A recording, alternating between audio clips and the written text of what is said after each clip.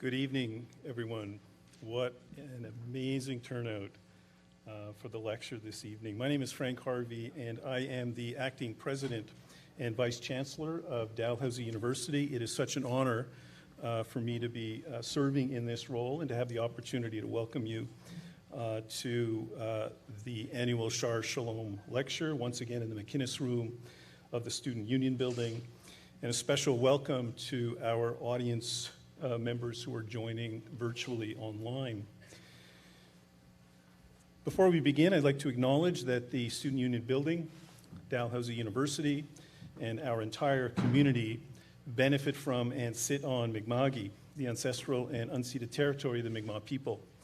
This territory is covered by the treaties of peace and friendship, treaties the Mi'kmaq and Wolastoqey peoples first signed with the British Crown in 1725. These treaties did not deal with the surrender of lands and resources, but in fact recognized Mi'kmaq and Wolastoqey rights and established rules for an ongoing relationship between nations. We pay our respect to the Indigenous knowledges held by the Mi'kmaq people and to the wisdom of their elders, past, present, and emerging.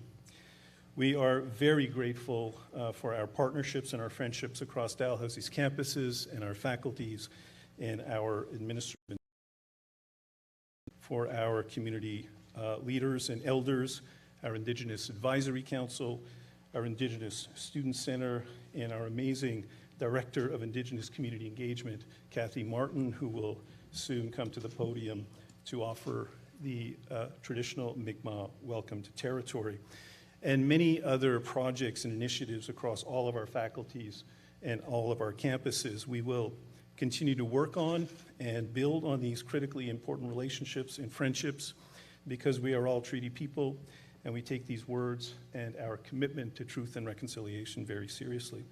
We also recognize that African Nova Scotians are a distinct people whose histories, legacies, and contributions have enriched that part of Mi'kma'ki known as Nova Scotia for over 400 years.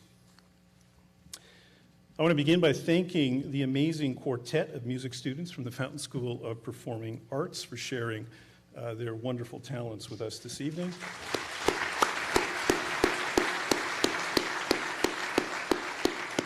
I'll just work my way through their names. Shanti Siba Rulrasa and Carolyn Bolter on first and second violin, respectively. Gabriel Galvis Rangel on viola, and Johnny May on cello. Let's give them a round of applause.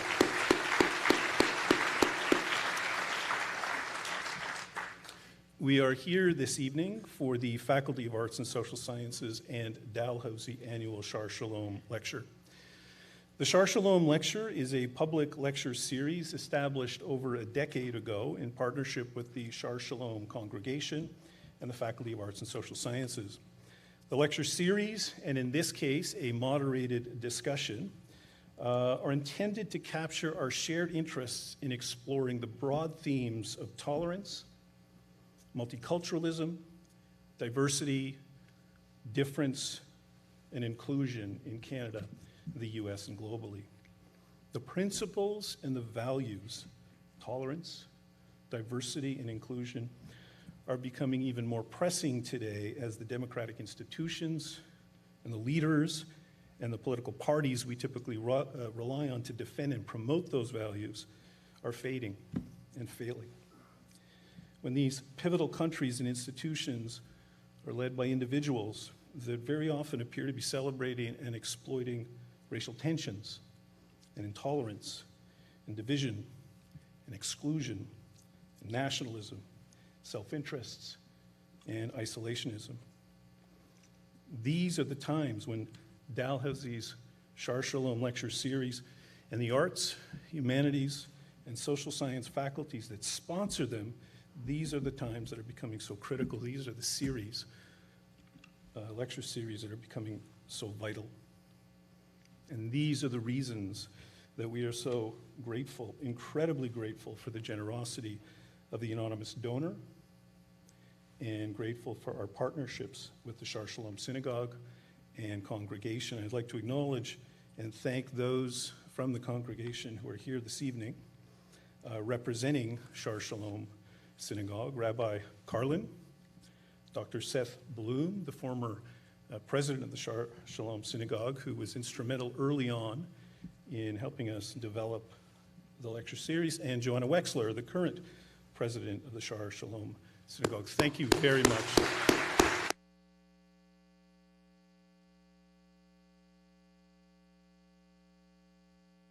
Also a shout out to Rob Summerby Murray, the president of St. Mary's University, who, when he was dean of Arts and Social Sciences, also played a pivotal role in helping us create the vision for this series. So I want to thank you, Rob.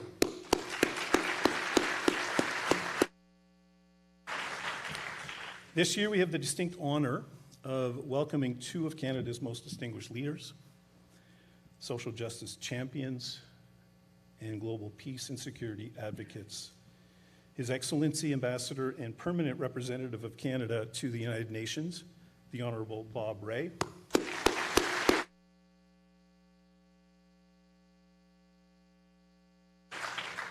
And the Honourable Lieutenant General Roméo Dallaire, founder of the Dallaire Institute for Children, Peace and Security.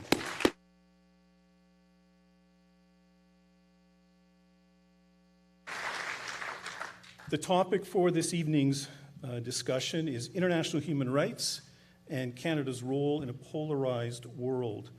And with us this evening to moderate the discussion is Dr. Shelly Whitman, the Executive Director of the Dallaire Institute, which has been based at Dalhousie since 2010. I've known Dr. Whitman for many years. I've had the privilege of watching her leadership in true partnership with General Dallaire as they and their amazing team transformed a vision into an internationally recognized and widely supported humanitarian institute that has catalyzed a global movement to protect children in armed violence.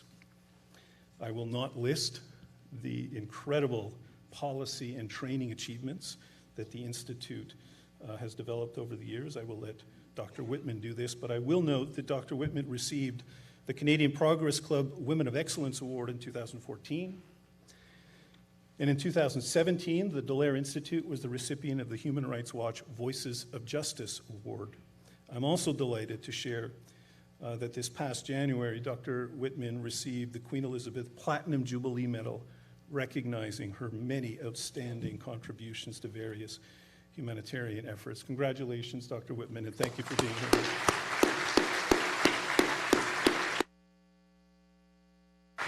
Just a few final details before we begin. We obviously invite and encourage audience members to participate in the conversation tonight. And we would ask you to please post your questions through the online form that you can access by accessing the QR code on the screen. If you take your camera and point it, you'll get a link. That's how you get access to it. For our viewers at home, please send your questions via the link. A little later in the program, we will relay some of your questions to the presenters. So if you could kindly make your questions as brief as possible and to the point, I think we would really appreciate it. That would give us an opportunity to get as many questions as we possibly can. Now, I am very pleased to welcome to the stage our Director of Indigenous Community Engagement, Kathy Martin, who will provide the traditional Mi'kmaq welcome to territory. Thank you very much.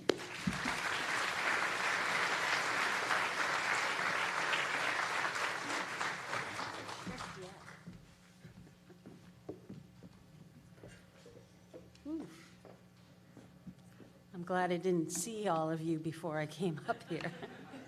There's a lot of people here. Thank you. That's wonderful. Medoaloktiok, Nin Gadlanan Maltai, Weligiskok. It is a beautiful day, as I just told you, and I'm speaking what little I have of the first language, the original language of this land, of this district and territory. And why it's really important that I welcome, on behalf of the Mi'kmaq Nation, the Honorable Bob and Honorable, Bob Rae, sorry, and Dallaire, Honorable Dallaire, is because of the focus they have and the contribution they're making to taking care of the children in the world. And they need our voice more than ever right now. Mitjuajij is our child, the child. Mitjuajij is the children. And so they've been on my mind today. The doctrine of discovery that has caused such pain and suffering and death around the world to Indigenous peoples is lifted today.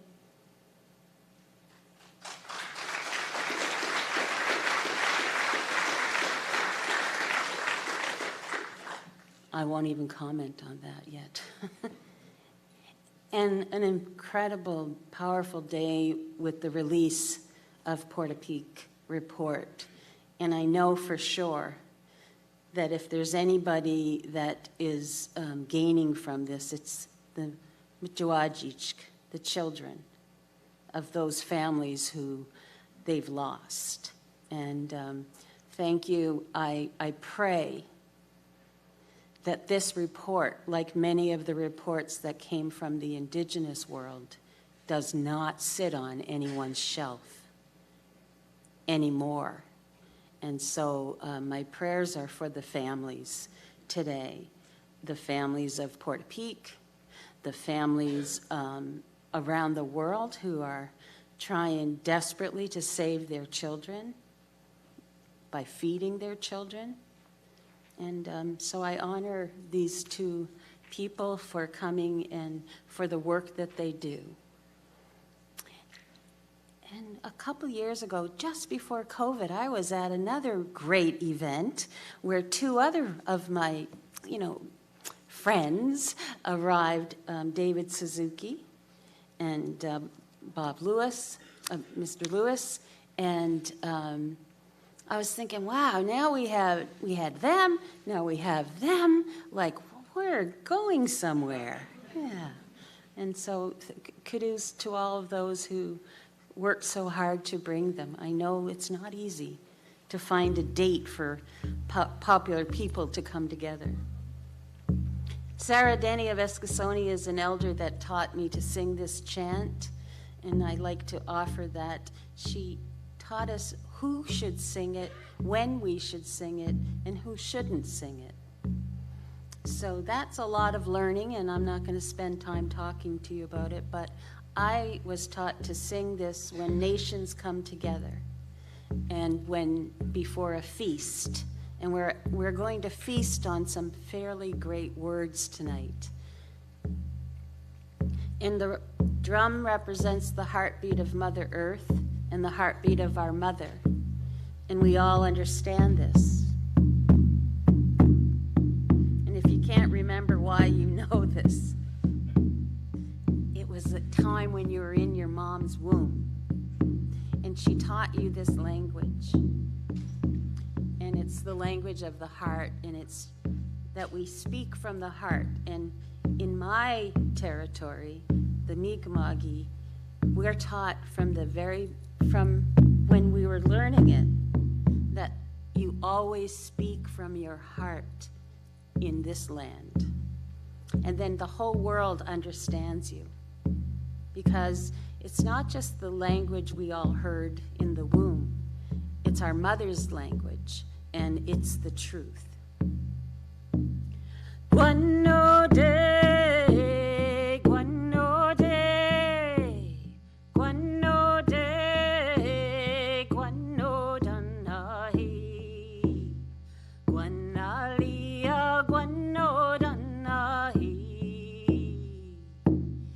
guanalia, guano danahi. Guanalia, guano de,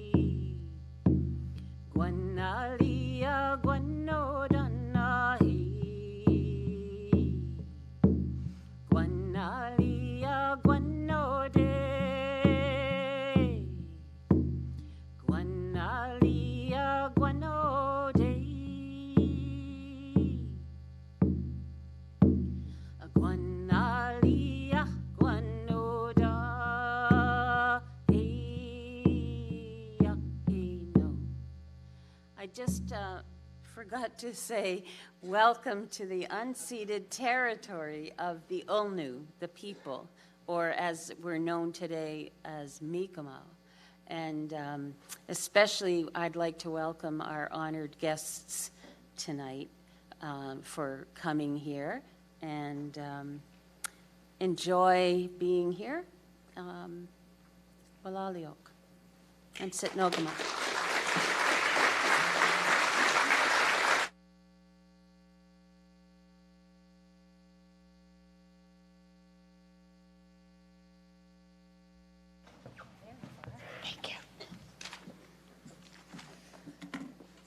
Good evening, everyone. Thank you so much for being here this evening. My name is Dr. Shelly Whitman, and I am here representing the Dallaire Institute for Children, Peace, and Security. Truly, it is an honor to be here with Ambassador Bob Ray and Lieutenant General Roméo Dallaire on stage, live in an event, and I'm sure for many of you it's also a refreshing change.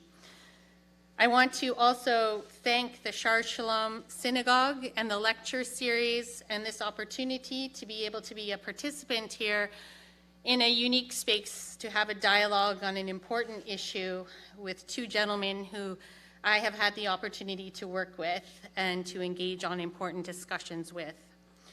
I want to also thank Dalhousie University. Thank you, Dr. Harvey, wherever you may be sitting. You have been such a huge supporter to our work for the many years, and I know that there are countless others here that also continue to support. Thank you for the home that you have given us here at Dalhousie University for the Dallaire Institute, and I want to also take a moment just to thank our new dean as well, Dr. Jennifer Andrews. Thank you. I know that I've been throwing you into all kinds of crazy meetings and, trial by fire, okay? I want to also take one more moment to thank the incredible staff of the Dallaire Institute who are here with us tonight. Can you all do me a favor and stand up so that people can see who you are?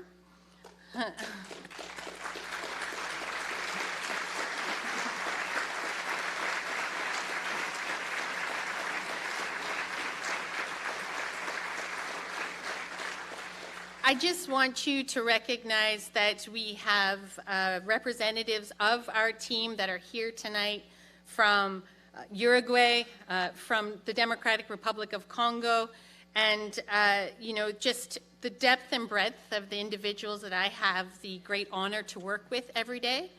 I'd also like to take an opportunity to thank some of these amazing donors that I have the opportunity to work with who are in our audience as well. Bruce McKean, I don't know where you are either because my eyesight is really bad for distance without my glasses on, but thank you, Mr. McKean, for all of the wonderful support from the Waverly Foundation. And Mr. John Irving, I know you are here as well, and I want to thank you as well for being a longtime supporter. Many do not know that in my role as executive director, he wrote the first check that kept us going in those early days. So thank you, sir, for that.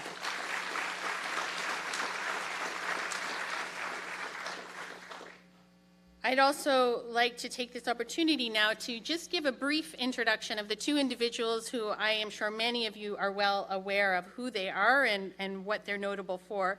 But let me just remind you of some of those very important and impressive accomplishments. Ambassador Bob Ray is, yes, now the ambassador and permanent representative of Canada to the United Nations in New York.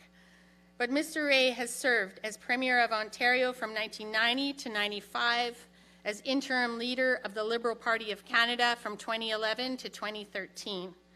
He was elected to federal and provincial parliaments 11 times between 1978 and 2013. Mr. Ray's return to Parliament for the constituency of Toronto Centre in 2008 led to his appointment as Foreign Affairs spokesman for his party and to his election as interim leader in 2011. He is also a senior fellow at Massey College, the Raoul Wallenberg Center for Human Rights.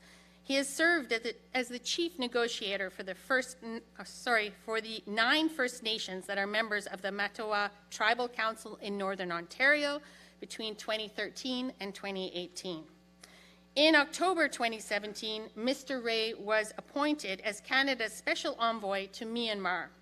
And in this role, he engaged in diplomatic efforts to address the crisis in the country's Rakhine state and wrote an incredible report called Tell Them We're Human. In March 2020, he was named by Prime Minister Trudeau to be Canada's special envoy on humanitarian and refugee issues. And that also led to a report titled A Global Pandemic Requires a Global Response, which was made public shortly before his appointment as ambassador to the UN. We certainly know he has many, many honors, but he is a companion of the Order of Canada, a member of the Order of Ontario, has numerous awards and honorary degrees from institutions in Canada and around the world, and he has also authored 5 books. I feel really lazy at times when I read this stuff. Ambassador Ray, welcome to the stage this evening.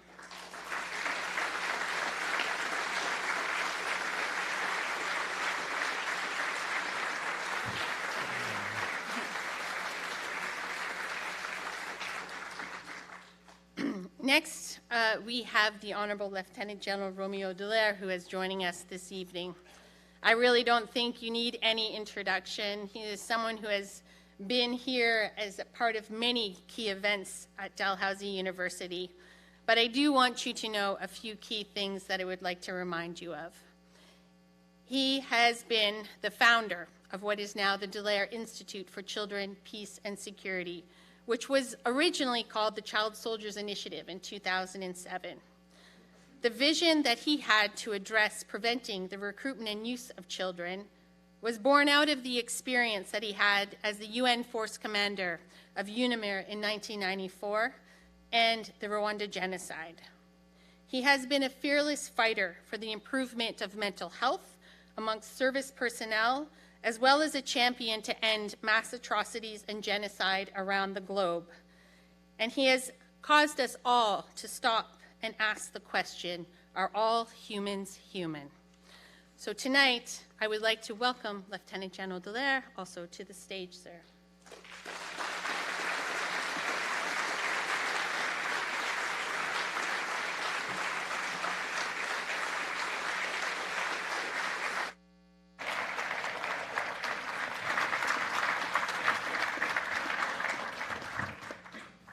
Okay, so, gentlemen, welcome to Dalhousie University. Thank you. It's really good to see you both here in person. Great to be here. Thank you, sir. Thank you. Everyone here is looking forward to the discussion we're about to engage in tonight, I think for a number of reasons, as I mentioned. But both of you not only have immense experience to shed light on, we are also in a climate in which the topic we're going to talk about tonight is of paramount importance for the future of this world, which is, of course, related to the work also of the Dallaire Institute, because we need a world in which children can experience peace and security. And so I want to take this moment to recognize that the two of you have also been fearless leaders on many of these issues on human rights together, and I really look forward to the opportunity to hear from you. Maybe before we get into some of the questions that I'm about to pose to you, I'd like you to just take a few minutes and maybe begin with a few opening statements about your presence here and about some of the points we were going to raise this evening. So, Ambassador Ray, I'll give the floor to you to begin. Well, thank you very much. It's wonderful to be here tonight, and quite honestly, I think this is the largest number of people I've seen in one room since 2020? Well, no, I was going to say since I was Premier of Ontario, but that's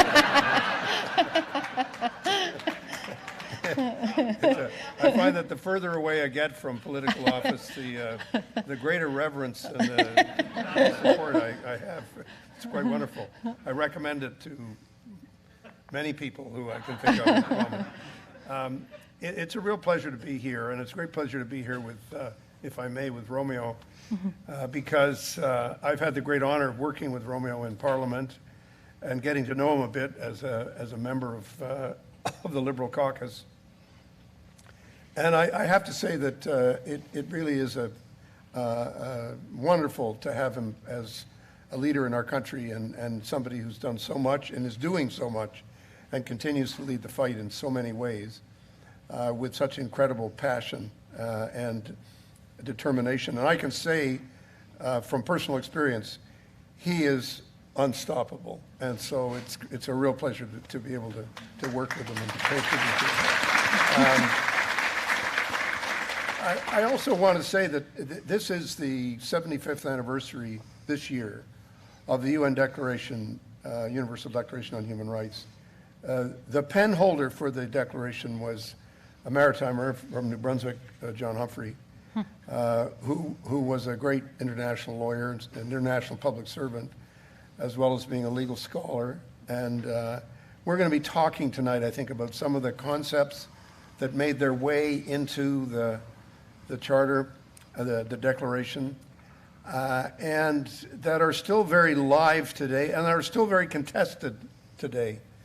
I have been, from personal experience, I've been able to see the UN is many different things to many different people. But one thing it is for sure is it's a place where debates happen, where ideas are exchanged, and where views are very energetically reflected in public debate. And the theme of what I have to say tonight is that we can be very proud as Canadians that over many years we have been at the center of many of these debates about what should we do, what should the world do, what should Canada do.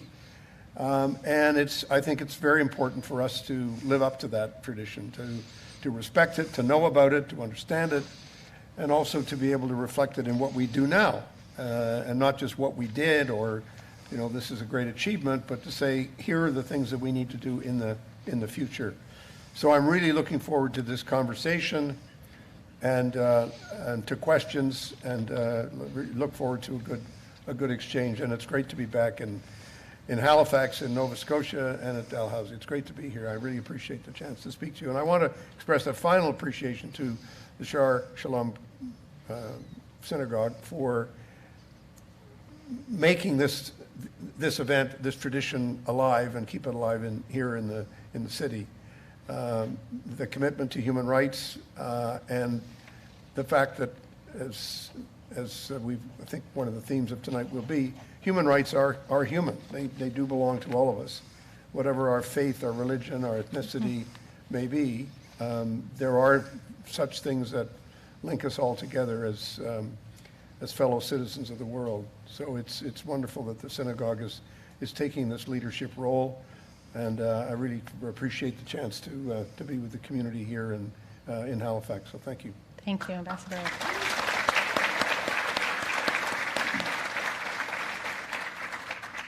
Janet Dallaire.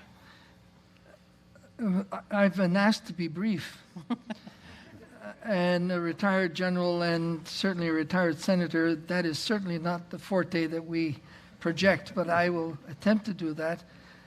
And in the first place, thank you also to Shaar Shalom for the opportunity to speak tonight and to be with my colleagues from the Dallaire Institute for Children, Peace and Security, and with our colleagues from overseas who are with us, who are working in the field at trying to protect children and to ultimately establish the Children, Peace and Security agenda in this world.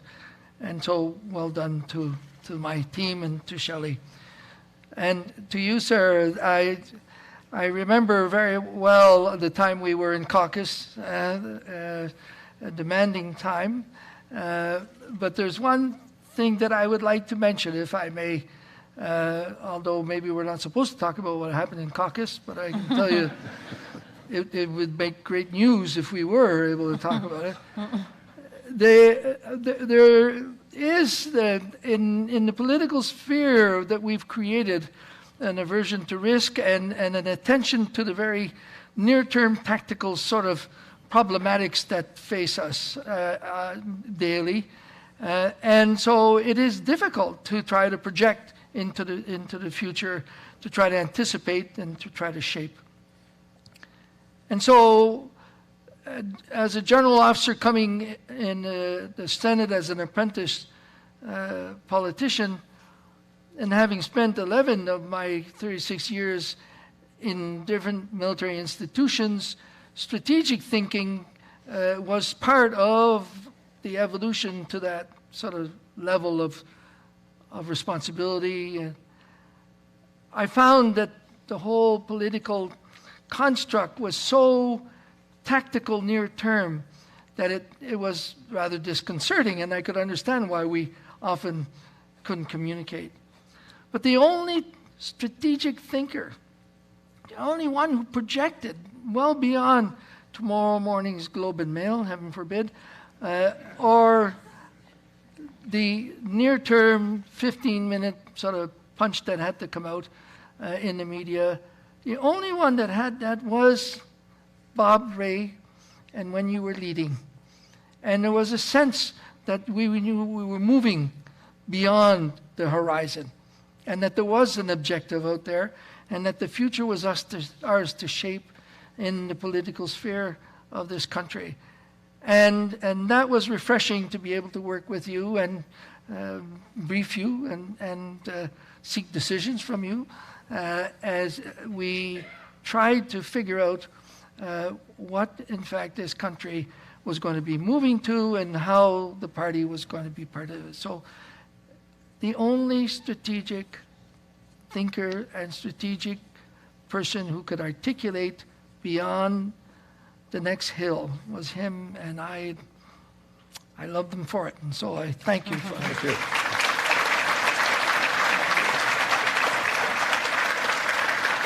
Thank you. Now, if you think I'm finished, my Yeah. You're good. This is the cue. Okay. Well, let me get to the point that, however, you asked me to say. And this is, we're talking about human rights and the right to security, the right to life, to freedom. And there was a Nova Scotian called Cyrus Eaton, who in 1957 brought 20 of the world leading nuclear engineers together in a little town called Pugwash, and started the whole effort of nuclear arms limitations and non-proliferation. And the Pugwash movement has remained and won the Nobel Peace Prize, and I was patron for a while of it. And to me, one of the greatest risks that we are living still today is the risk of not being secure, that the right to be secure is not ours because there is still a whole massive amount of nuclear weapons out there, and it's being modernized and it's being spread. And it is, in fact, the most ineffective weapon system in the world. And so when an grade 11 student asked me, do we still have nuclear weapons? And you have to say yes. You sort of wonder what has happened over the 50, 60, 70 years that those things existed, but what has happened since the end of the Cold War that we've actually modernized and increased that threat to our right to be free and to be safe. Now I said it. Thank you.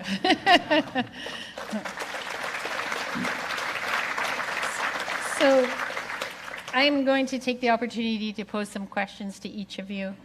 You do have the opportunity, once the response is given, to certainly add more into it if you would like. But to just kick us off, Ambassador Ray, you've had an extensive career both in Canadian politics and foreign policy matters. I'm old. Yeah, well, it's okay. I didn't say that. Now, in your role as Canada's ambassador to the United Nations, what are some of the distinct changes that you've seen in Canada's position in world politics over the span of your career? Well, I think the big change came in 1990. I think that at that point, we had every reason to hope that for 45 years on, from 1945 to 1990. We've been living in this Cold War situation where, as Roméo describes, the nuclear threat was growing on both sides, and many of us in this room grew up thinking that would last forever, and that apartheid would last forever, and that other things would last forever. And I think when the wall came down and things began to change, there was a sense of, well, this is an enormous opportunity, and we can now begin to reduce armaments expenditures, and the world will become more secure. One very famous American sociologist said that this is the end of history, that we've actually reached the end of this period of time. And I think we now realize that we're in a very different situation now, and that the world since 1990 has been one where inequality has, in some respects, grown, where great wealth has expanded, but it has not been effectively shared. We've still seen some very positive signs in terms of some economies producing more prosperity and more opportunity. But we also have to recognize that the kind of insecurity that Roméo talked about is still very widespread. And certainly from where I sit in New York at the United Nations, there's a very clear sense that things have gone very well for some countries and not for others. And now with the reality of February 2022 upon us, the invasion by Russia of Ukraine, it's crystallized really a realization that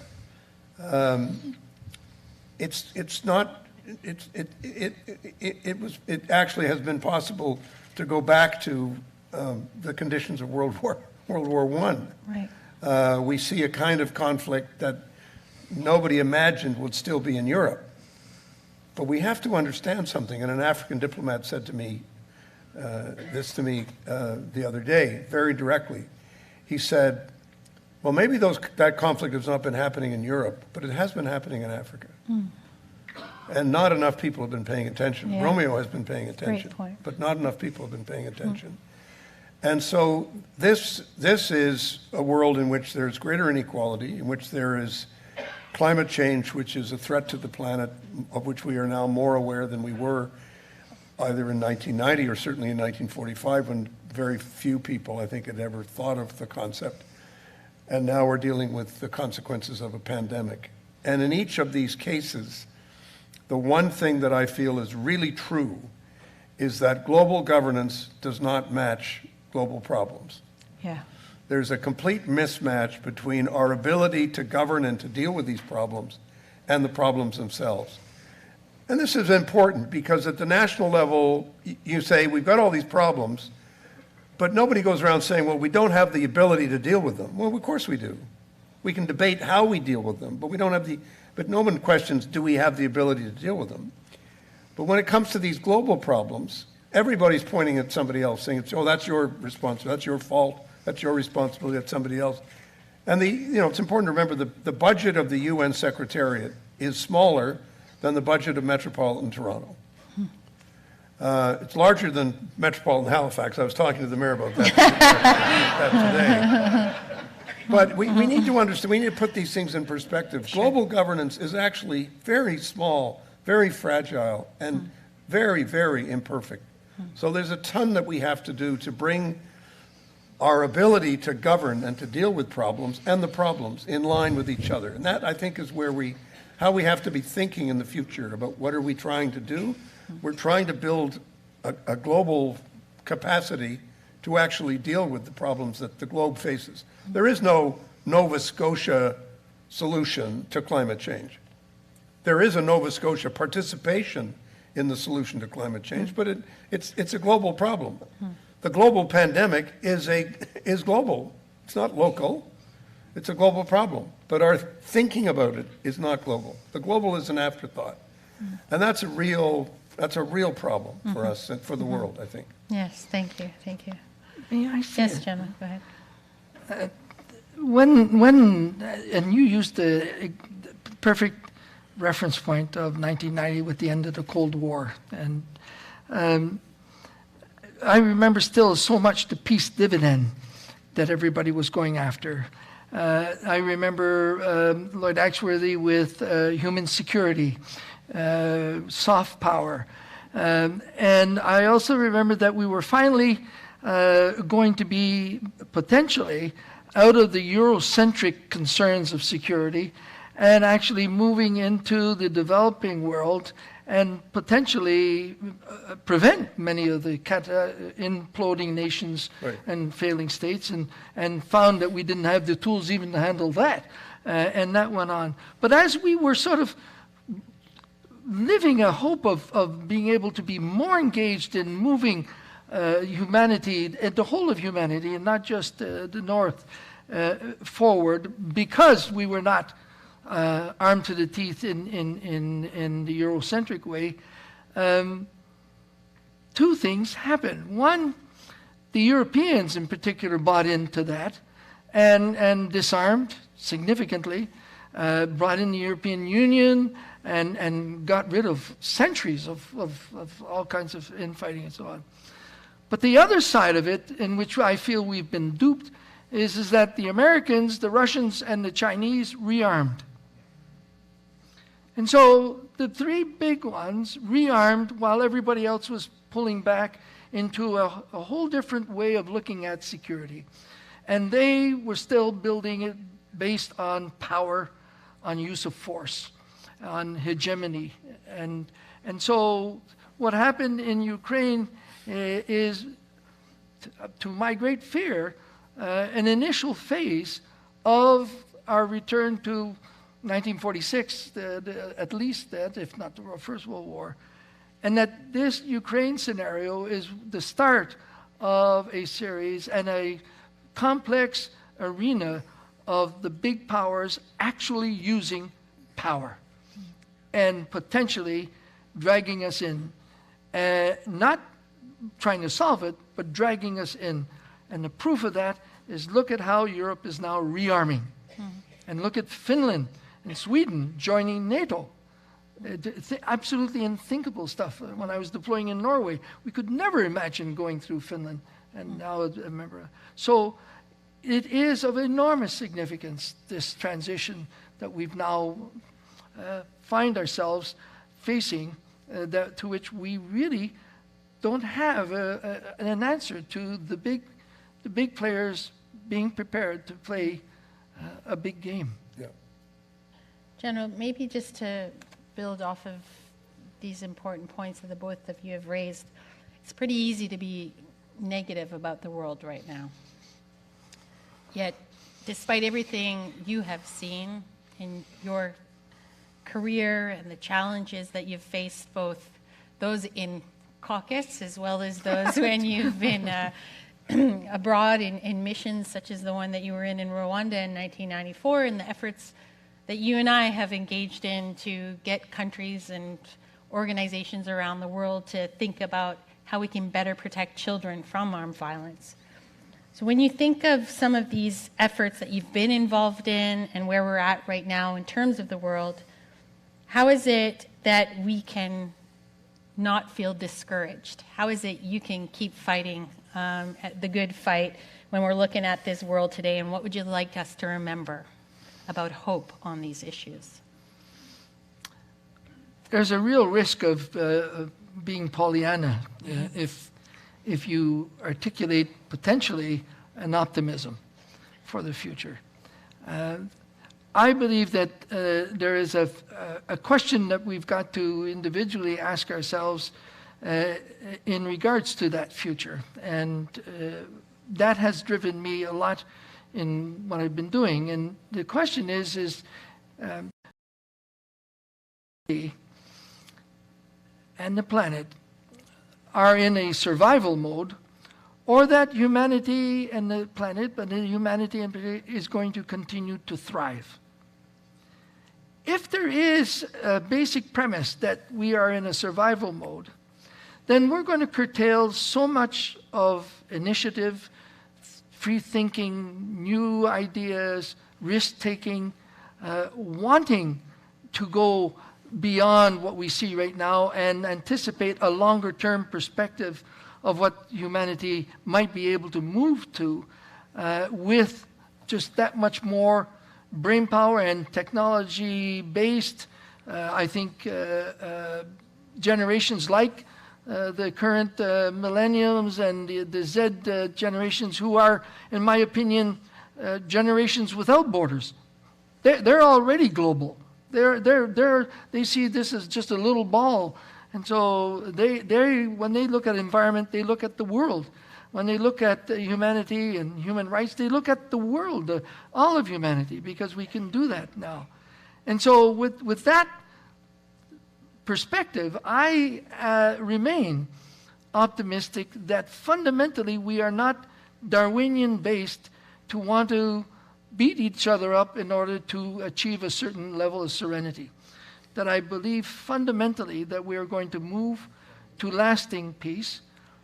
Might take a couple centuries, but what's a couple centuries after millenniums of slaughtering each other due to the frictions that we have amongst us, where we are all equal, yet we find ways to let frictions continue to fester and create conflicts. And so, since Westphalia and the nation states, where sovereignty was absolute, and now I don't believe it's not, and I'm on Bob Ray's book tour. First time I've seen that book in 10 years. It was written 10 years ago, but it is an outstanding piece of taking a look at the fact that, in fact, sovereignty is no more an absolute in this very intertwined world, but that there is a possibility of finding these innovative perspectives if, in fact, we let these younger generations maximize their potential, maximize the ability to communicate, and actually force us to take risks, to project into the future, and to look well beyond the traditions and baselines that we seem to be comfortable in, and actually try to figure out what is the new that will give us those solutions in which we can prevent conflicts, resolve the frictions without slaughtering each other. That, I believe, is possible. And I think that's why we continue to thrive, because the youth of the world are so much more impatient and so much more equipped to be able to move the yardsticks towards peace than we ever were. And so I put a lot of faith in that. Thank you. Ambassador Ray, maybe I agree. you agree? I don't need to add to that. I agree with Okay, thank you. She says, thank you. There's one member on here that's harder to control than the other. I crave popularity, so I won't add to that. So, Ambassador Ray, what I wanted to ask you about is, you came into the role as Canada's permanent representative to the UN at an interesting time, because it was following our country's unsuccessful bid for a seat on the UN Security Council. And can you describe how this has impacted your strategy in this role at the United Nations? Well, it's interesting. There's a remarkable parallel between my coming into the seat at the UN after we'd been through this bad campaign, and the fact that I became interim leader of the Liberal Party in 2011. and seriously, it actually is, it's something that I enjoy doing, and that is helping people to rebuild and helping people to come to terms with what's happened. And now we've got to set that aside, and you can't become obsessed with it. Now it's important to move on and figure out what else we can do. Yeah. When you look at the bigger picture, the Security Council is a place where Canada can only aspire to one of 10 seats on the Security Council, which will only last for 2 years. If we had won in 2020, we would be off the council now. So we're going to be off the Security Council for a lot more than we're ever going to be on it. Way more. So that's one thing. The second thing is, I think in the last 2 years, we've seen very clearly how dysfunctional the Security Council is. The good news is we wrote a charter in 1945. The bad news is the charter said, we're going to count on the 5 permanent members of the UN who are the victors of World War II to be the permanent stewards of the peace and security of the world. Well, hey, I mean, was that a great idea? No. I mean, it's not a great idea. In fact, it's a really terrible feature of the Charter. Yeah. And we're seeing it now. This month in April, the Soviet Union, Russia, and Mr. Lavrov, as the foreign minister, are going to be the chair of the Security Council, which makes a mockery of everything you can possibly imagine. And they'll bring in every wacko, person who's offbeat on whatever number of issues to be their expert witnesses in front of. They'll parade all these people. They'll come up with all kinds of. They'll do everything they can to destroy and undermine every public institution we have in the world. And they'll do that for a month, and we've given them that seat, that place. And people say to me, "Can't you do anything about it?" And you say, "Well, legally, it's really not easy to see how you can do much about it, but there you are." So what that means to me, what that has meant to me, is we have to be creative about all the other ways in which we can engage globally. And in New York, coordinating with our office in Geneva, with our legal team in The Hague, and all the stuff that we're doing in a very collective way to try to build up our effectiveness. And that, I think, is what we need to do all the time at the UN. And that's what we have done, to be honest. At our best, we've been creative and inventive. Lester Pearson was creative and inventive when he was foreign minister, when he said, you know what, let's try to figure out how we can get a UN force that's able to intervene between two warring parties and deal with that. So those are just some examples. When we look today at the modern UN, most of what the UN does in the world today, nobody in this room knows about. I mean, the thing you see, if you ever watch, I hope none of you watch UN TV, but if you did, if you did watch live stream is one of those George Orwell words. Live stream, I'm not so sure that's how I would describe it. But let me give you an example. Canada is a leader in the humanitarian field. I had a reception last week for all the Canadians working in the UN in New York, who work in the offices in the UN, and we had this reception because we hadn't seen anybody for 3 years in person, but also because there's all kinds of people working in the UN that we didn't know about. They've come in, they get a job, they work there, so we're bringing them together. Say, okay, what do you do? How can we work together? How can we support what you do, and so on. And if you look, for example, at the humanitarian work we're doing, the leader of the UN mission in Kiev is a Canadian. And she is responsible for the whole humanitarian effort. She's an assistant secretary general of the UN. She's the secretary general special representative in Ukraine. And she's just one. There are many, many, many others who are doing this extraordinary work. And much of what the UN does is not visible to the human eye or to the media, because it's not just bad news. It's actually good news. It's actually the positive things that we're doing. How are we dealing with problems? How are we helping to settle issues? How are we making them better?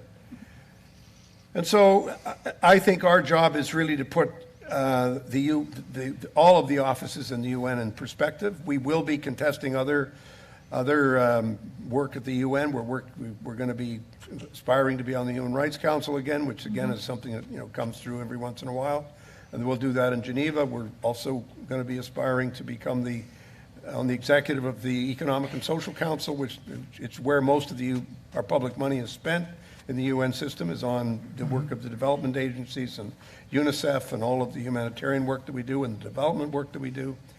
So, I mean, there's lots for us to do. The fact that we didn't make it on the Security Council, frankly, it's sort of like trying to remember last year's snow. As Canadians, we think of a storm and then we realize it's over, and they say, "What the hell was that?" Do you remember what last year's snow was like? I don't think so. Maybe the mayor did remember, but I don't think many other people really remember. And I think it's the same thing we should say. Yeah. There's a lot of reasons why we didn't get on. We can all debate them until the cows come home. But this fixation, when I got to the UN, and I would ask around a few people, and most people would say, "Why are you worried about that? I mean, it's done, it's over. It's not a big deal. You're doing a bunch of other stuff. And we are one of the top 7 donors to the United Nations. And everybody says Canada's just a small country. We're only 40 million people.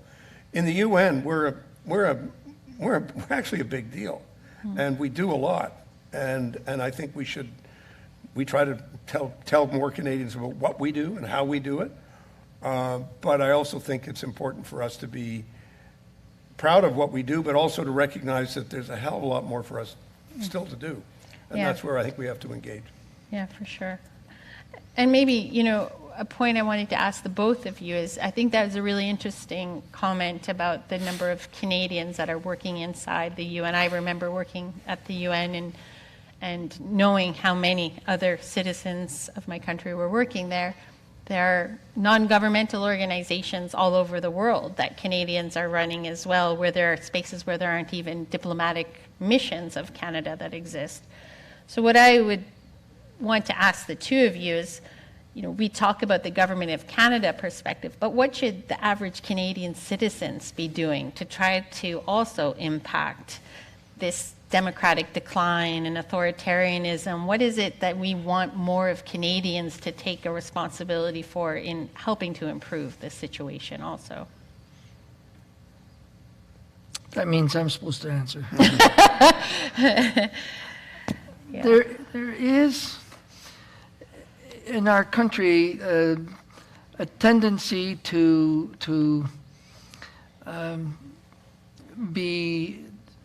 be isolationists, even though many of us feel a calling well beyond our borders. And that feeling of isolation comes from the fact that we actually feel that we're at peace, us here. Oh, we've got our internal frictions. We got a confederation that's out of date, really, and one of the oldest confederations, but it's a stable democracy, and so we tend to feel as if we can handle our lives and our country in a near internal look, and that sort of sense of security is, in my opinion, a false premise to what really is happening to us. I remember when I was with the Marines serving there, and it still happens today, watching an American weatherman giving the weather. And you see the United States, and then on top of the United States, there's nothing. They don't even have the decency to say, Canada. So one of the options is simply say nobody knows we're here. So we can continue to inward look and respond and meet our requirements and feel safe.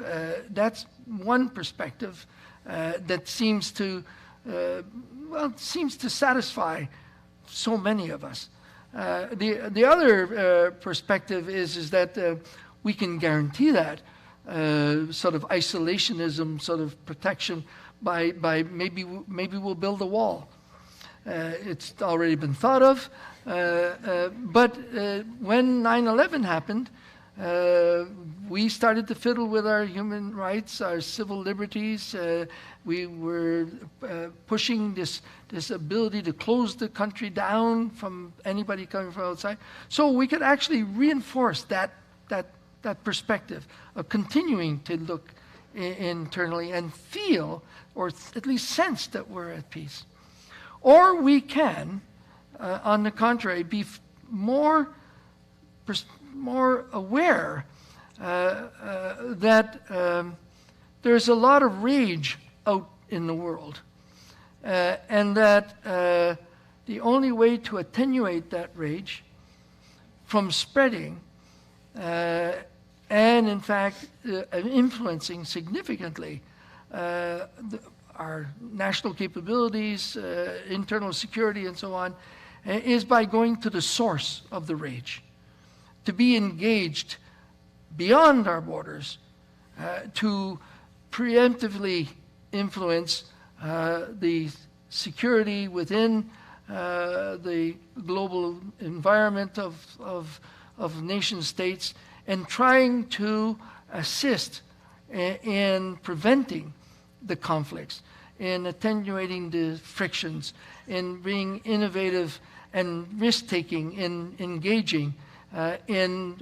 actually supporting people's initiatives to stabilize their nations and prevent massive movement of immigration or refugees that we're seeing, and stopping them from leaving because we're helping them in their own countries and so on. So my perspective of this is that where there's a sense of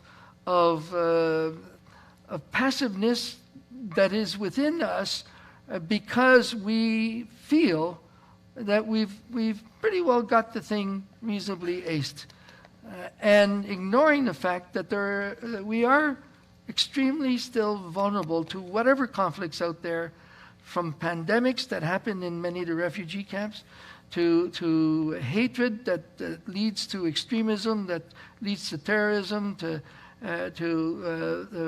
abuses of human rights, to the diasporas in our country being influenced by what's going on in those countries, and them trying to figure out how to influence the government and so on. Remember the Tamils in Toronto, they blocked all the roads because they didn't like a decision that we took in regards to that case. So we cannot live this sense of security that really is in our hope to remain in a near isolation type of philosophy, but on the contrary, use the extraordinary potential that we have not used.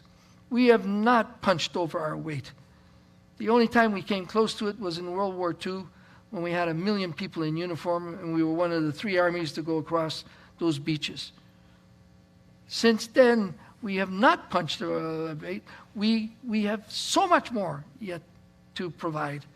And we've done a lot. You've mentioned Pearson, and look at the International Criminal Court, the Rome Statute, the responsibility to protect, which was an innovative approach where the individual is sovereign and no more the state, and we should go in and protect them. I mean, all that stuff is for us to project beyond.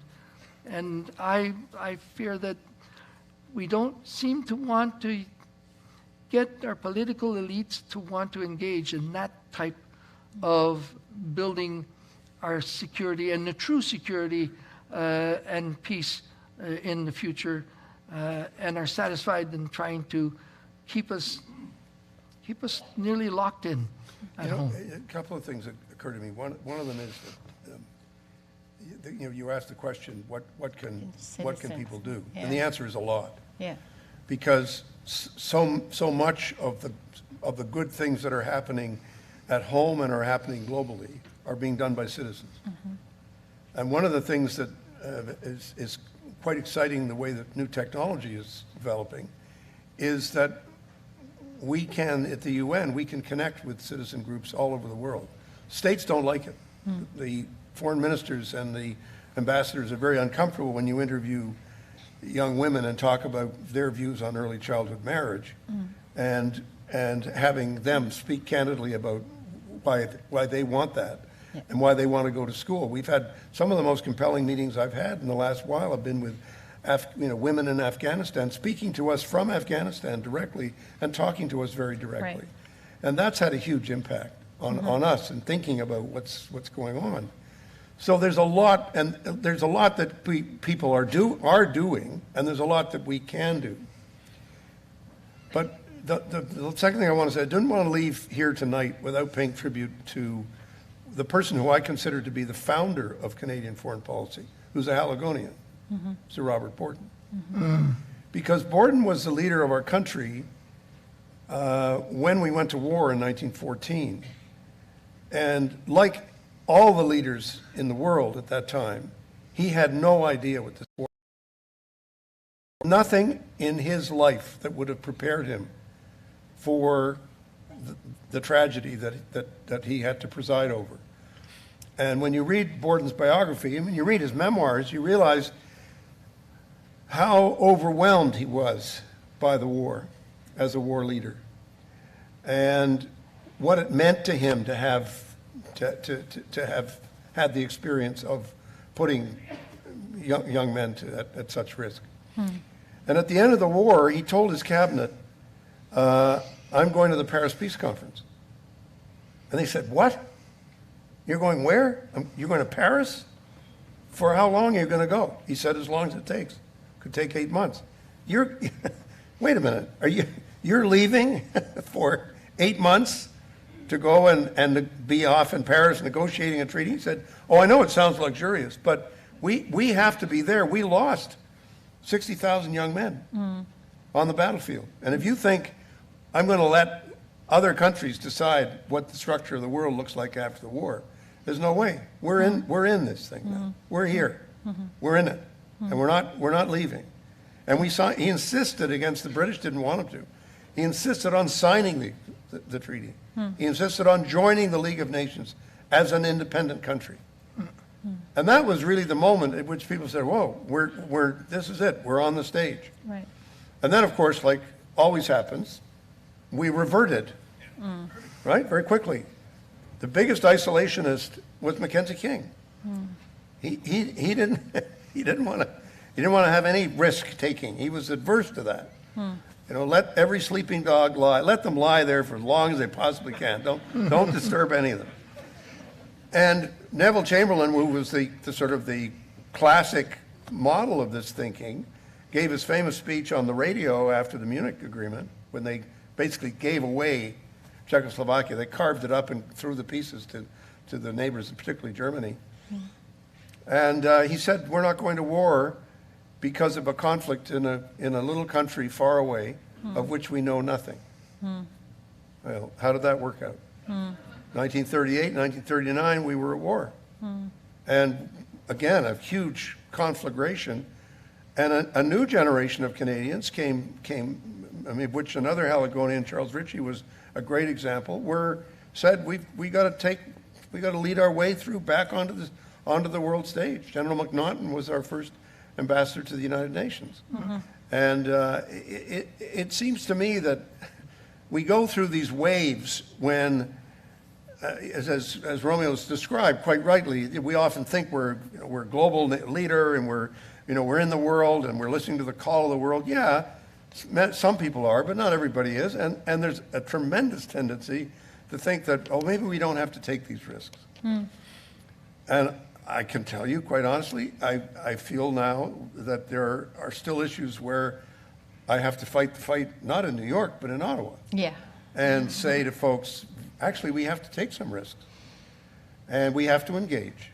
And if we don't engage, it's going to get worse. Yeah. No situation gets better by just, Sitting back. somebody referred to it as the other day as, maybe we should practice strategic patience. That was the word, strategic patience. And I said, come on, come on. Are you telling me this is strategic patience? Just maybe if we fall asleep on the couch, nobody will notice that when they're asking if there are any volunteers, we said, well, sorry, I missed that meeting, and we can't do that. And because at our best, we've never done that. Yeah, yeah. But there is a tendency for us to fall into that pattern. And we have to be really careful not to fall into it. So, very interesting. If I see strategic patience in any of the policy documents that come out over the next few years, we'll know where it came from. I wanted to take this moment, though, now to turn to some of the questions that have been submitted by the audience. And if I'm looking at my phone, I'm to tell you that that's where the questions are. If my children are watching, I'm not texting someone else or on TikTok, okay? So one of the questions that has come in from the audience is, what would you suggest is the best way for youth and for organizations who are interested in promoting values of human rights, tolerance, multiculturalism, inclusion, and diversity to go about engaging with organizations like the Dallaire Institute to amplify or to stamp out the use of children as soldiers around the globe? I didn't pose that question, just so you know that comes from a very intelligent member of the audience. Well, if I may just say a word about what General Dallaire is doing, and then just put it in a little bit of context. Many of the wars that are being fought today are being fought within countries, not only between countries, but within countries. And in those fights, just as Fagin recruited young people in Charles Dickens, gangs are recruited, and the military conflicts are just an extension of gang warfare. And we're seeing this in Haiti. Haiti is being dominated by gangs, and most of the membership in gangs are under the age of 18. They're kids. And so we need a strategy globally to deal with this one essential issue, because if we can stop the recruitment of kids and give kids another route, another avenue, another way to go forward, we can cut off an important lifeline for gangsters and for military leaders. And that's really, I think, as I've understood it, that's the passion that's driving Romeo's work and your work, Sherry. And I think it's essential work. I think that we have to understand the essentially criminal nature of a lot of the activity that goes on in the world. Sometimes we dress it up in all these terms about, grand strategy and this and that and artillery and da-da-da-da and all the strategies. But when you look at it, these are just a bunch of thugs. Some of them are big thugs, and they control large criminal organizations. But I look at Myanmar, the Tatmadaw is a criminal organization. They raise money through selling drugs in the world. They help to produce drugs. They've turned their country into a huge meth lab. And at the same time, they're killing people. They're allowing their soldiers to go out and rape women and commit sexual violence against women. And you just look at this and say, this is just pure thuggery. This is pure criminality. And then when people say, oh, you're imposing Western values on these countries, I say, tell me what global religion thinks that thuggery and raping little girls is a good thing. I haven't read that text. I haven't read that section of any major religious text that says this is a good idea. I haven't seen it in Confucius or in any other religious document that would tell me this is what we should aspire to. It's inhuman. And we all know it's inhuman. If I go and speak like this in Myanmar, people will cheer me because they'll say, of course it's inhuman. So we should stop it. But a way in which we stop it has to be based on this understanding of how do you give opportunity to young people. And that in fact, with the population explosion in many countries, just as in the Canadian North, the majority of the population is under 25. It's the same thing in most of Africa. The majority of the population is under 25. On the Sahel, the majority of the population is under 25. So you look at all these young men. I can remember when I became premier, I was talking to the police chief about rates of crime. And he said, you know what? The real determinant of the rates of crime is how many young men do you have between the ages of 16 and 25 who have nothing to do. And that'll tell you what's going to happen to your crime rate. And that's what we're seeing globally. We have a generation of young people who do not have enough to do. They do not have enough work. They do not have enough education. They do not have enough opportunity. And therefore, they become ripe targets for extremism, for terrorism, for violence, and for gangs. And for somebody saying, if you go out and do what we want you to do, we'll pay you. And they're paying more than the police. Yeah. I mean, that's the challenge. Absolutely. General Dallaire? And I'll start from here and go beyond to overseas. I remember speaking to a number of universities and so on and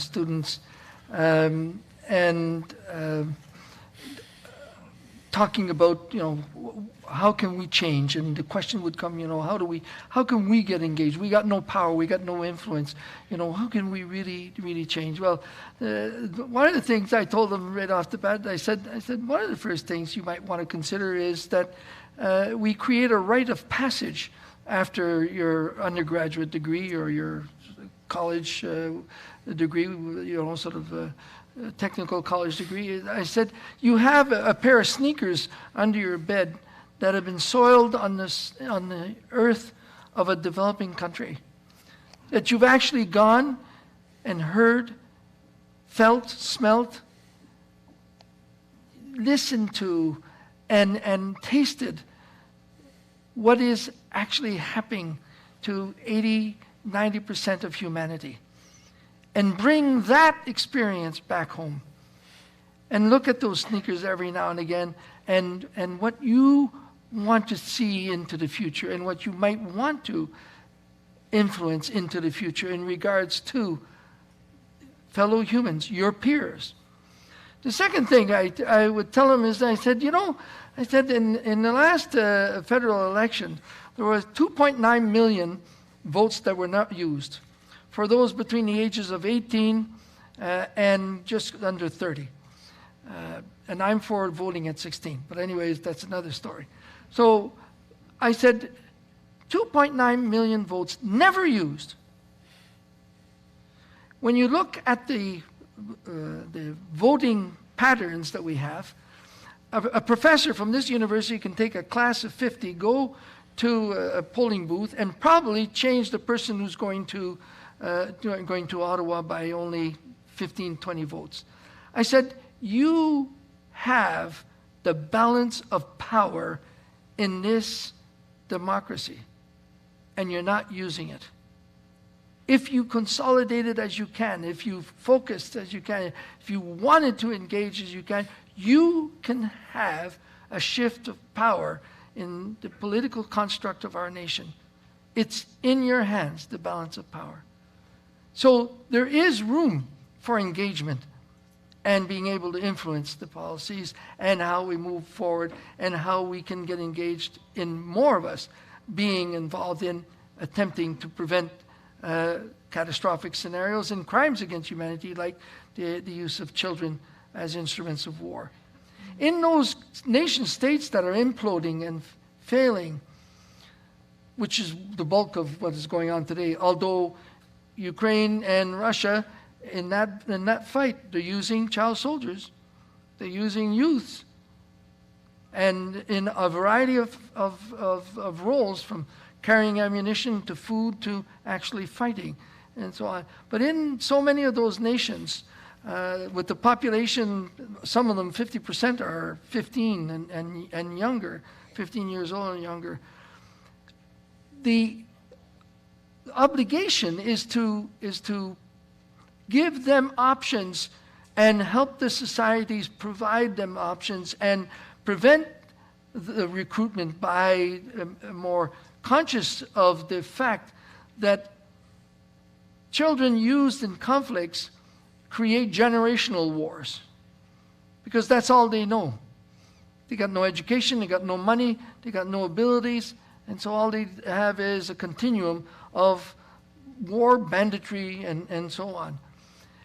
And so, in my opinion, it's only by getting engaged with those who can in those countries influence that recruitment, influence the prevention of that recruitment, that we will attenuate the use of these children. And that's the whole society, and that's economic, that's soft power, that's human security, that's wanting to assist to stabilizing a society and building its future, and not letting the youth, in fact, be the instruments of the continuum of the conflicts as the mobilization base for many of those bandits that go on.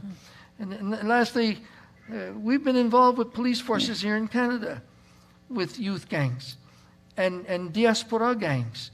And how do our police be able to handle and reduce the recruitment thereof without throwing them all in jail or shooting them or finding them, pushing the extremes of the law in a variety of fashions. And so even here, our gangs are in fact creating problematics, from the diaspora gangs to just drug gangs and so on, that we don't seem to be able to anticipate enough the interest and the ability of adults, and to what extent adults are prepared to use youth and children to do the real dirty work of destroying other human beings in our own society. Maybe just, I have another question I want to throw out, but because of time limits that we have. What? You never told us this. What do you mean? We came all this way for 15 minutes? I came all the way from New York. I don't know. I have no problem to sit here longer, but I feel like there may be some other people out here who are going to drag me off the stage otherwise. Who has the room after we? Does anybody know? Is there another class coming in here? The next question that I have, and I'm going to ask you to do your best to answer it as succinctly, with brevity, as much as possible. I knew it would come. I knew it would come. This is the 3-minute thesis version here. The question is about Haiti, so I know it's not an easy question to answer, but the question about Haiti, and Canada is being called on, right, to possibly intervene. But what are some tangible actions that Canada could take to support and promote human rights in Haiti without exacerbating the situation and worsening the conditions of Haitians? Well, I mean, I think the first thing is that what is the diagnostic? And my feeling is that it has a huge amount to do with gangs and with gang control over large parts of the economy and the life of the country. But then the question is, well, who controls the gangs? And where's the gang money coming from? Yeah. And that's where we need, frankly, a lot more information and intelligence to understand better what are the linkages between the political class, the elites, the economic elite. Many of them have left the country. They control it by long distance. They're not there. They don't put themselves at risk. They don't send their kids to school in Haiti. No. I mean, they've abandoned the country, and they're just sucking it dry. So I think one of the frustrations that we have is that the immediate demand from some members of the elite is to say, please come and deal with our gang problem. And you say, well, why don't you deal with the gang problem? Because you know who they are. You know who the different leaders of these gangs are. They're just names to us. We don't know who they are. Tell us, why can't you deal with them? And then you begin, that's when you start to get the pushback. So yeah, of course people will say, oh, you have to come in and solve the problem. You say, well, we are going to help solve the problem, but we're not going to do it in a way similar to what we did before. We've been there 3 times now. And each time we send in large numbers of soldiers, huge numbers, 10,000, 15,000, 25,000, 50,000. And then you say, yeah, we've pacified the situation. Of course, you pacified for a while. But then as soon as that leaves, you've then, bang, the situation explodes again. So I think it's a process of real intense discussion with the Haitian people and with the Haitian communities of interest, and say, we want to be helpful, but we do believe that you have to take more steps to solve these problems with us. So there's a security issue, there's an economic issue, there's a profound social issue, there's a gang problem, there's a drug issue, you name it, there's everything's there. And we're not going to solve it overnight, and it's going to take a lot of hard work and effort and energy. And I think what the Prime Minister said last week, and from what I wasn't in the room with him, with the President, but I do have a sense of what was said in all the discussions that we've had with the Americans and with the Haitians and with others. Prime Minister is saying Canada will do our part. We're leaders now in terms of what we're contributing to training, what we're contributing to making a difference, what we're contributing to the financing of the payanache. They're not even paid properly. I mean, there's just some basic fundamental things that aren't happening. So if you make more money working for a gang than working for the police, you're going to work for a gang. So then you have to solve that problem and sort of say, okay, we're here to help to deal with that. But I mean, we're talking with others. We're talking with other countries at the UN. We're discussing with them what more we might do together. But I can tell you that every country that we talk to has the same set of questions. Well, what's the problem? What can we do to help you? What's the most effective form of assistance and intervention? And I think that's what we're struggling to do. But we're not walking away from the situation. We're not abandoning it. We're not refusing to engage. Quite the opposite. But I do think there's a sense in which we're trying to push back onto the leaders of Haitian society to say, you guys have got to take some responsibility for this. And as you know, the responsibility to protect, the first response is from Within. the community itself. It's not an immediate, when you have a problem in a country, the first immediate response is, let's send in the Marine. Because that doesn't lead to long, sustainable solutions. Thank you. Remember in 2005, there was a huge tsunami in Indonesia, and that area, vast numbers of people died, and the destruction was incredible.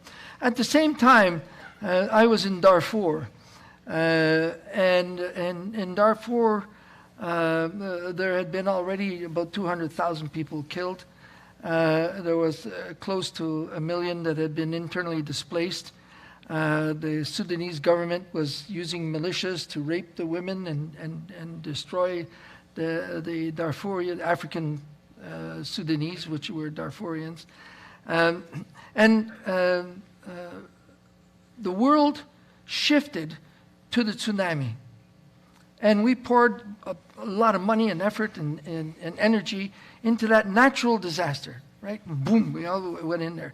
Not a plug nickel went to Darfur.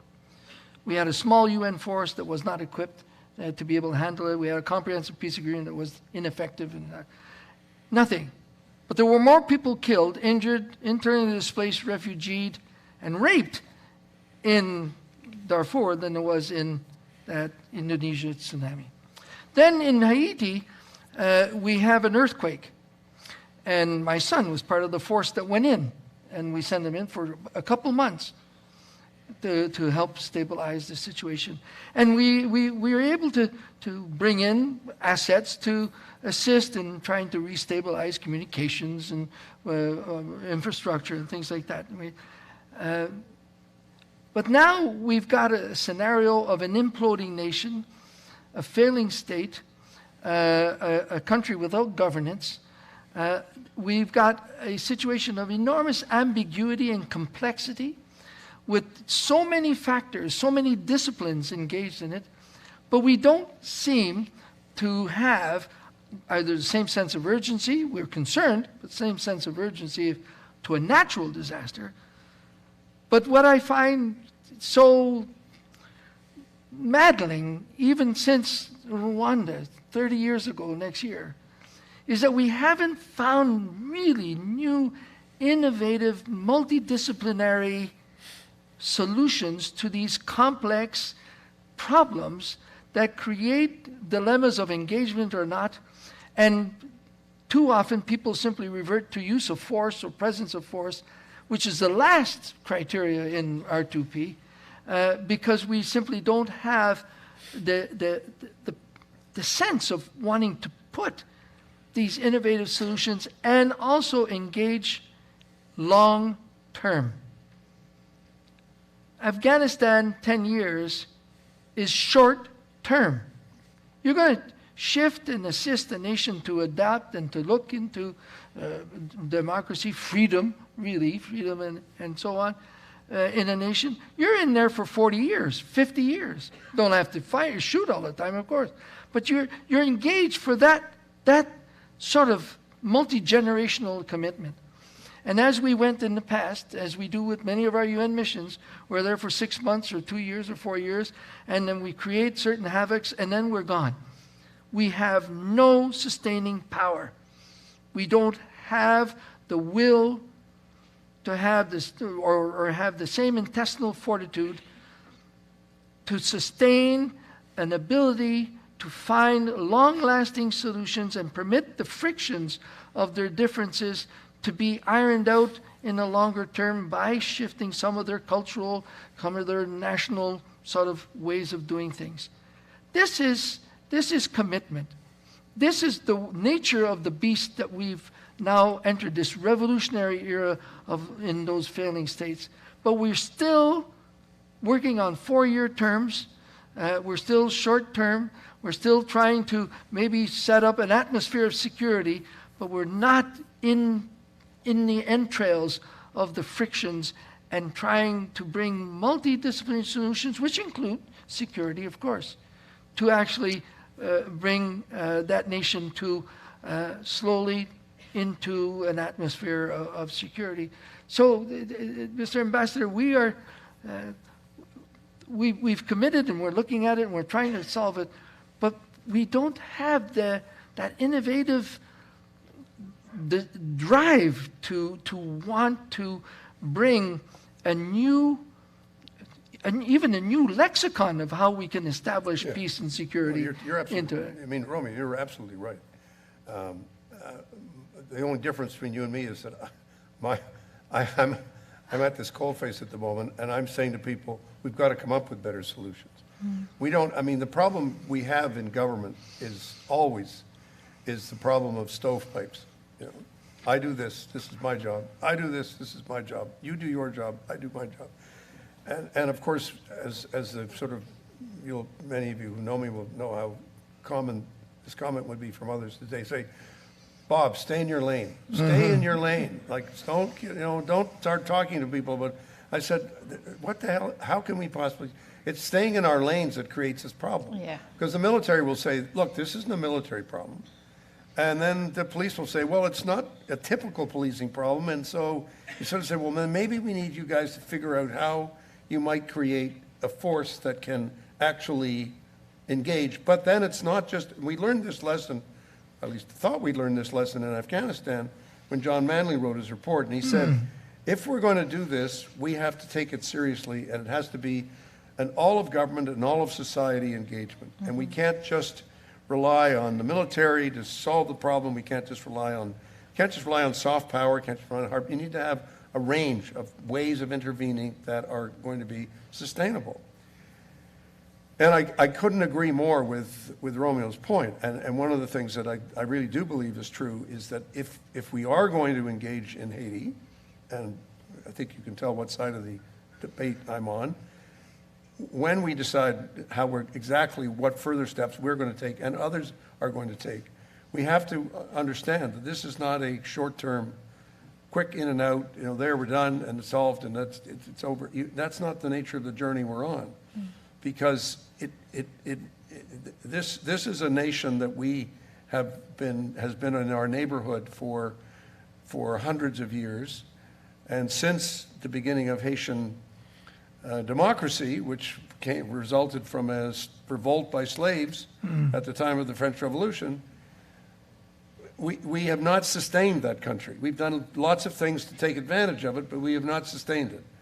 And I say I mean all the countries around, including the United States. So we have to learn something about ourselves from what we've done that hasn't worked, and then say, okay, how do we do the right thing? And how do we make sure it's the right thing?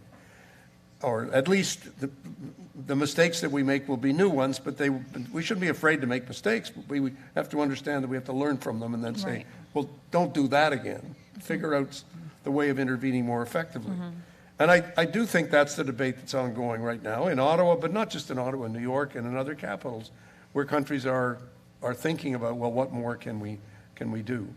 But there's a huge tendency in today's world, and I'm not blaming the media, but I'm trying to ascribe this attention deficit disorder that we have in government. And that is, you think to say, if some person in government says to me, what's the low-hanging fruit here? Somebody said to me when I'd been in New York for 6 weeks, they phoned me up and said, what are the quick wins at the UN in New York? And I said, with great respect, Minister,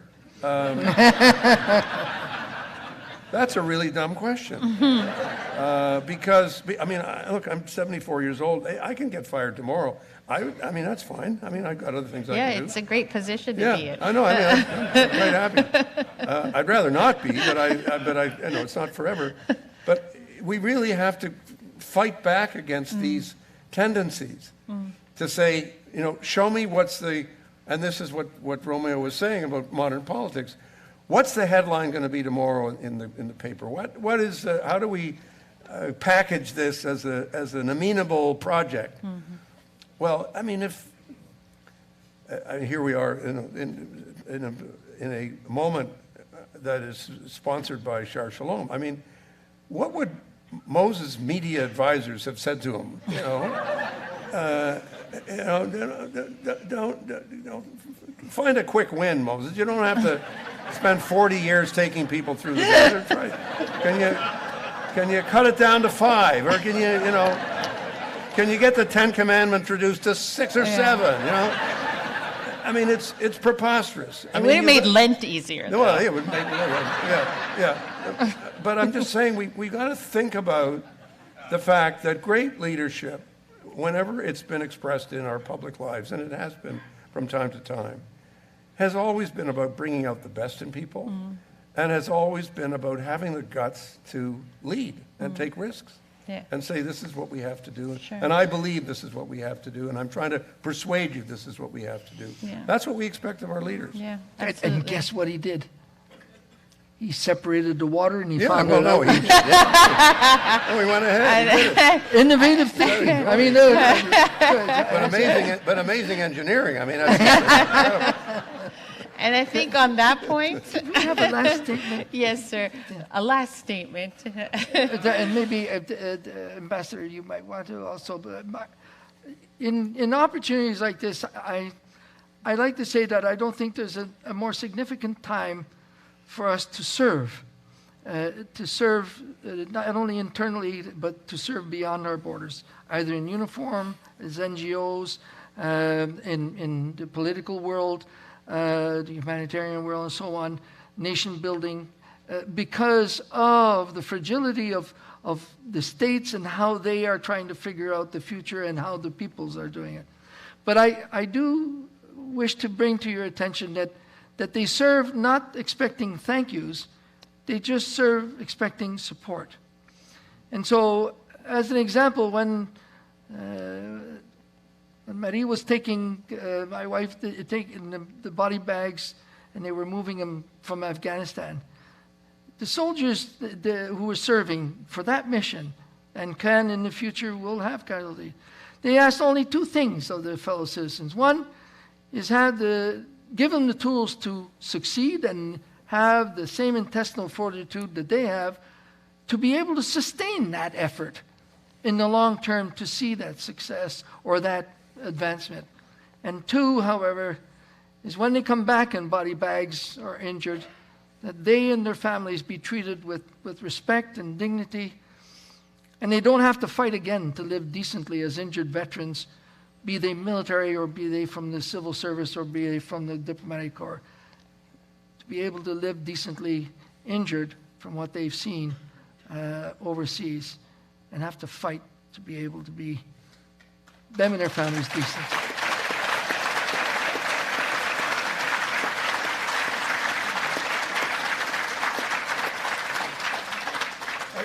I guess just in a serious mode, I mean, the thing that occurs to me is that that there are so many opportunities to serve and to engage, and I think that it's really important for us to learn the lesson that leadership and engagement and service and sacrifice is not something that only other people do. It's something that we have to figure out how to do in our own way, in our own lives, in our own time. And I think that, and again, I keep coming back to this sense of the media world that we're in, where we tend to become spectators. You know, we look at our emails, we watch whatever it is we're watching on our phones, and we watch on our television screens, and we watch the world, the cavalcade go by, and we think it wasn't this exciting.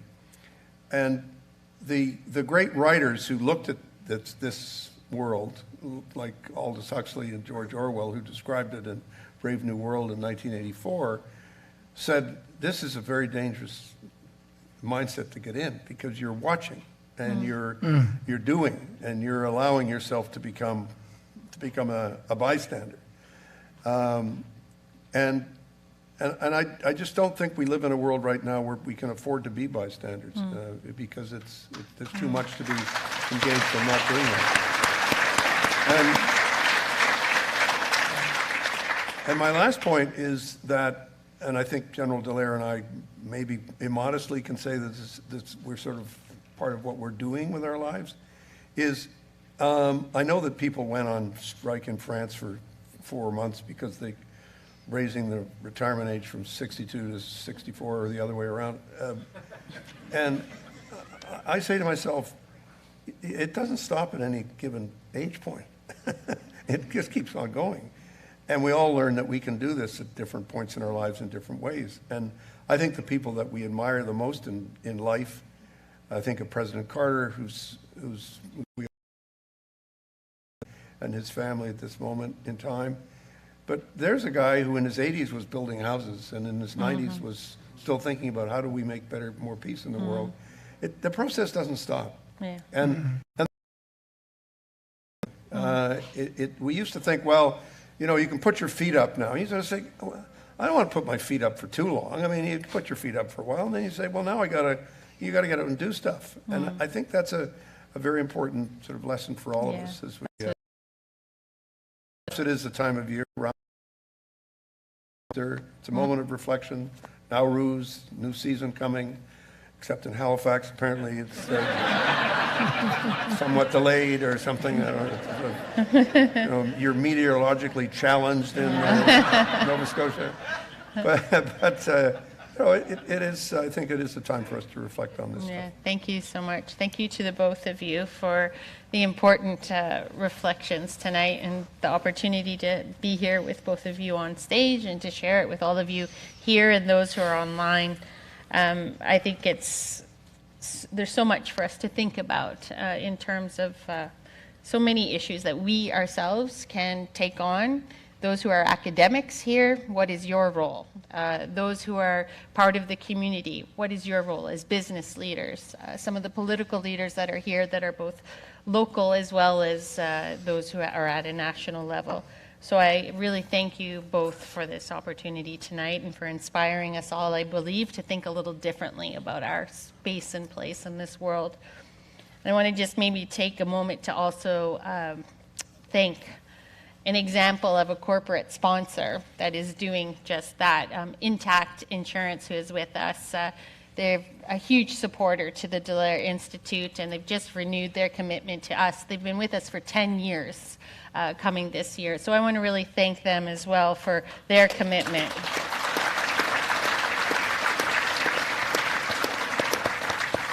And in case you missed it, I'm going to also do a little bit of a shameless plug that we've got our Peace by Chocolate bars outside there. Hey, good. The one that President Biden was screaming Well, yeah, he for. didn't get the right one. We got to speak to Elizabeth May and make sure she gives the children peace and security bar the next time. But we have a bar that we have collaborated with Peace by Chocolate, another great Nova Scotian innovation.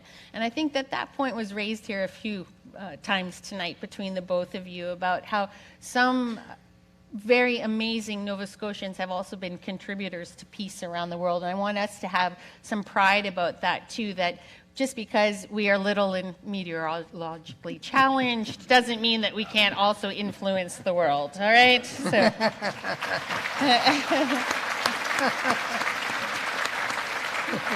Thank you, everybody, for your attention tonight, and thank you again to Shaar Shalom Synagogue for this opportunity. Absolutely. Thank you.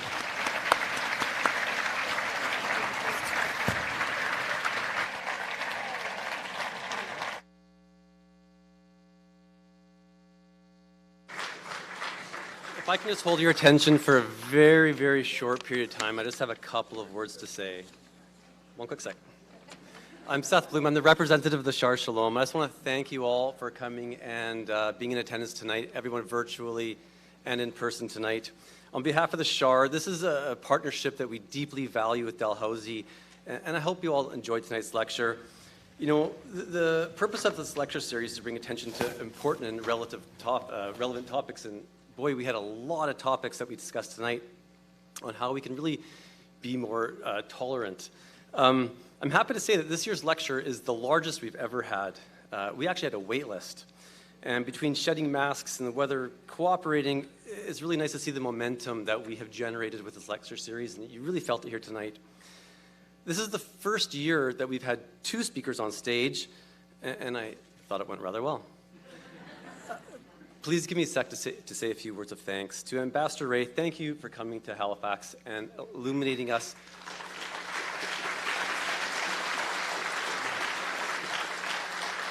on really a wide variety of topics. But if there's anything that I heard from you tonight, it's really historical context and a call to action. And I've heard that call to action, and also that the action needs to be focused upon creating opportunities so action can beget more action. Thank you. General Dallaire, this is your second time being on stage here at the Shaar Shalom lecture. Thank you very much. I really liked your concept of getting your shoes dirty in developing nations. In my youth, I did that, and nothing, no education I've ever had has been more inspirational for me as an individual, and I think has instilled in me a sense of the importance of service. In 2017, when you first came here, that was the first time in this lecture series that we had it in this room that we had close to 500 people. It was a turning point in this lecture series of filling the room. So I'd like to welcome you back in 6 more years.